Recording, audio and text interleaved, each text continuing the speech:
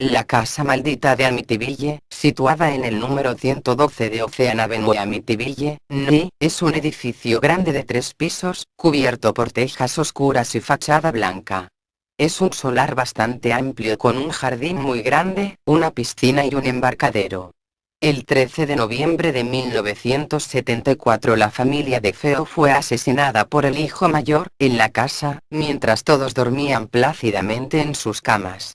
El día 18 de diciembre de 1975, la familia Lutz decidió comprar la casa para irse a vivir ahí, y 28 días más tarde tuvieron que abandonar la morada por causa de los extraños sucesos que ahí les atormentaban. En este video, vamos a mostrar los sucesos que hicieron que la familia abandonara la casa. Todo comenzó con una masacre en una gran casa, situada en el 112 de Ocean Avenue, en el poblado de Amityville, Nueva York.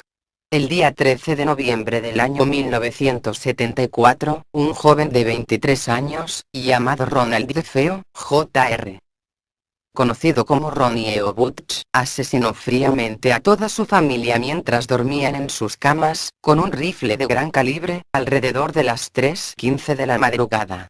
Las víctimas fueron sus dos padres, Ronald DeFeo padre, 44 años, Louise DeFeo, 43 años y sus 4 hermanos Dawn DeFeo, 18 años, Allison DeFeo, 13 años, Mark DeFeo, 12 años, John DeFeo, 9 años. Todos yacían boca abajo, con la cabeza reposando sobre sus brazos en cruz. A todos les disparó en la espalda, menos a su madre, Louise, que le disparó en la cabeza. La familia Lutz y la casa.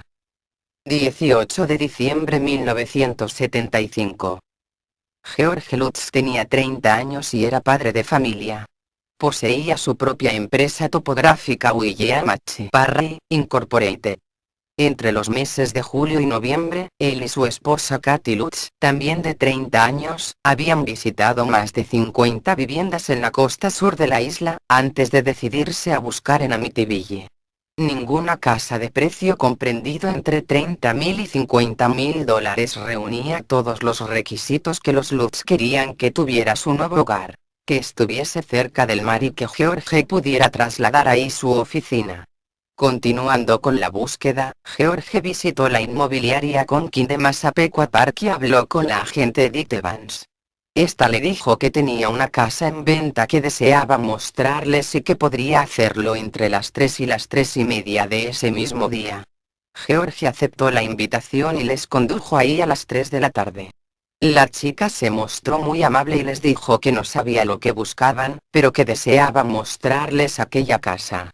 El número 112 de Ocean Avenue es un edificio grande de 3 pisos, cubierto por tejas oscuras y fachada blanca. Es un solar bastante amplio con un jardín muy grande, y, en un poste que se sitúa al final del camino empedrado de la entrada, hay un pequeño rótulo con el nombre adjudicado a la casa, el cual puso su anterior propietario, Jayopes 1.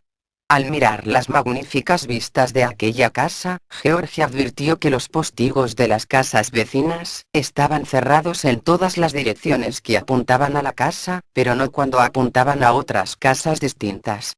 Hacía casi un año que estaba aquella casa en venta. No había sido anunciada por ninguna parte, pero estaba perfectamente descrita en la inmobiliaria de la señorita Evans. Zona residencial de Amityville: 6 dormitorios, colonial holandés, espacioso cuarto de estar, magnífico comedor, atrio cerrado, 3 baños, sótano completo, garaje para 2 coches, piscina de agua caliente y amplia caseta para botes. Pedían $80,000. George se sorprendió muchísimo y pensó que el precio era erróneo, pero tras una visita por el interior de la casa, Evans les dijo sin mayor dilación que aquella había sido la casa de los DeFeo. Pero tanto George como Kathy se mantuvieron indiferentes. La casa reunía todos los requisitos que ellos querían y más. Pero aunque se fuera un poco de su presupuesto, era la casa de sus sueños. George dijo que después de todo, los fantasmas no matan, las casas tampoco, solo matan las personas. George y Kathy se mudarían a su nueva vivienda con los 3 hijos del matrimonio anterior de Kathy: Christopher, Dan y Missy. Los primeros sucesos. Los Lutz afirman que desde el primer día, en la casa, ya sucedió algo extraño. Llamaron al padre Pecoraro para que les bendijera su nueva morada, y, en una de las habitaciones, el padre escuchó una voz siniestra que le dijo: fuera de aquí. El padre Pecoraro se estremeció, pero continuó bendiciendo la casa, y cuando terminó, rechazó la propuesta que le había hecho Katy, de quedarse a comer en su casa, y salió lo más rápido posible de ahí. Tras la bendición del padre, los Lutz estuvieron realizando sus tareas de mudanza, como ordenar cajas, trastos, organizar ropa, mover cosas del lugar. Al acabar el día, Katy y George acostaron a los niños y ellos se quedaron en la sala de estar. George alimentaba el fuego con leños porque notaba un frío glaciar en la casa, aunque el termostato estuviese a una temperatura superior a 20 C. A las 11 de la noche, George y Katy se fueron a dormir por primera vez en su nueva casa. George se despertó con un fuerte golpe en la puerta principal y se levantó de un salto. Abrió la puerta y no vio a nadie, pero escuchó a Harry, su perro, ladrando en el jardín y entonces se fijó en que la caseta de los botes estaba agitando sus dos puertezuelas. George se extrañó al recordar que las había cerrado, pero pensó que sería una mala jugada por el sueño. Cuando George volvió a su cama eran las 3:15 de la madrugada. Esa fue la primera noche que George se despertó a esa misma hora. Al día siguiente, George tenía un frío glaciar y estaba comprobando todas las puertas y ventanas de la casa para cerrarlas si alguna hubiera quedado abierta, cuando entró en el cuarto de costura. Al irrumpir en la habitación, George se quedó perplejo. Había cientos de moscas en la ventana, a pesar de que estuvieran en pleno invierno. George cogió un periódico enroscado y mató todas las moscas que pudo. A las demás las echó por la ventana. Esa misma noche, George se despertó sobresaltado por un fuerte ruido. A pesar de que había revisado todas las puertas y ventanas, la del cuarto de costura estaba abierta y la puerta se abría y cerraba continuamente haciendo un estrepitoso ruido. La pesada puerta de la entrada también estaba abierta, pero cuando George iba a cerrarla, descubrió que había sido arrancada de sus ejes, pero la cerradura solo se veía forzada por dentro de la casa. Era extraño que solo se hubiera despertado él, pues la puerta debía haber hecho un ruido estruendoso. Cerró la ventana del cuarto de costura, arregló la puerta de la entrada como pudo y volvió a la cama. Eran las 3:15 de la madrugada. Al día siguiente, George llamó a un cerrajero para que arreglase la puerta de la entrada. El día fue básicamente como siempre. Limpiar y organizar las cosas de la mudanza, aún quedaba mucho por hacer. Figuras demoníacas. En 2 ocasiones en el 112 de Ocean Avenue, apareció una figura espeluznante que más tarde los demonólogos descubrieron que era una manifestación demoníaca. Aquel ser se manifestó en la chimenea del cuarto de estar por primera vez. Su rostro se imprimió en fuego sobre la pared de ladrillos del hogar. La segunda aparición fue en el cuarto de los niños. Estos empezaron a gritar, en mitad de la noche, que había un monstruo bajo sus camas. Cuando George salió de su habitación para investigar, efectivamente, ahí había una enorme figura blanca, con una capucha y un rostro realmente espantoso, y estaba bajando las escaleras.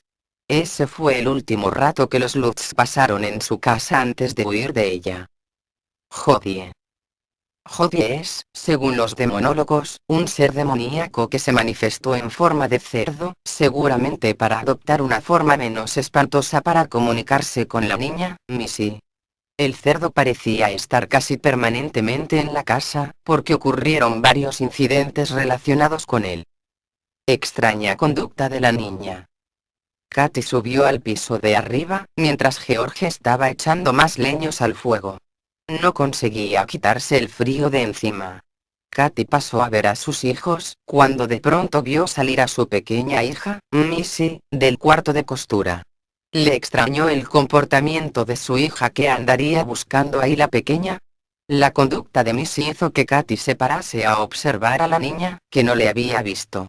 Missy se dirigió a su habitación, que estaba al lado del cuarto de costura, canturreando.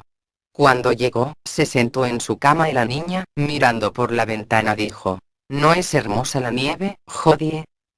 Katy le preguntó a su hija que con quién hablaba y ella le respondió que con Jodie, y que era un cerdito, amigo suyo, que solo ella podía ver. Katy mandó a la niña a dormir, y ella también se fue a acostar, junto con George y los niños. Como de costumbre, George se despertó a las 3:15 de la madrugada y miró por la ventana. Las puertas de la caseta de los botes estaban de nuevo abiertas, aunque él las había cerrado antes de irse a dormir.